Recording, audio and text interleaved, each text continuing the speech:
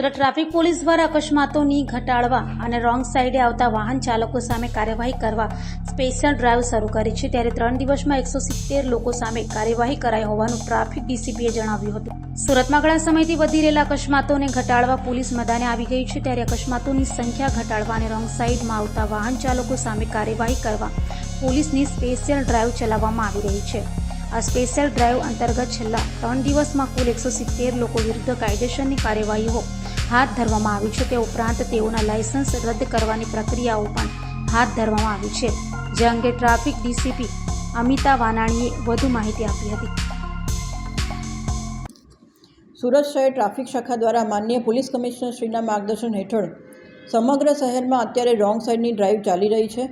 આ રોંગ સાઈડની ડ્રાઈવમાં સૌપ્રથમ અમે વાહન ચાલકોને અવેર કરી રહ્યા છીએ કે તમારું રોંગ સાઈડમાં વાહન ચલાવવાના લીધે તમે તમારી જીવની સાથે સાથે અન્ય વાહન ચાલકોના જીવ પણ જોખમમાં મૂકી રહ્યા છો અને રોંગ સાઈડની લીધે જે રીતે અકસ્માતો ધીરે ધીરે વધતા જાય છે એને રોકવા માટે સુરત શહેર ટ્રાફિક શાખા દ્વારા આ રોંગ સાઈડની ડ્રાઈવની સમજ આપવામાં આવી રહી છે। આમ છતાં પણ જે વાહન ચાલકો અવારનવાર રોંગ સાઈડમાં પોતાનું વાહન ચલાવી અને અકસ્માત માટે જવાબદાર બને છે એવા વાહન ચાલકો વિરુદ્ધ છેલ્લા 3 દિવસમાં 170 વાહન ચાલકોના લાયસન્સ સસ્પેન્ડ કરવા માટે આરટીઓને રિપોર્ટ કરવામાં આવ્યો છે અને આ ડ્રાઈવ એ હજુ વધુને વધુ સઘન બનાવી અને સુરત શહેરના રોડ ઉપર અકસ્માતનું પ્રમાણ ઘટે તેવી કામગીરી હાલમાં સુરત શહેર ટ્રાફિક શાખા દ્વારા કરવામાં આવી રહી છે।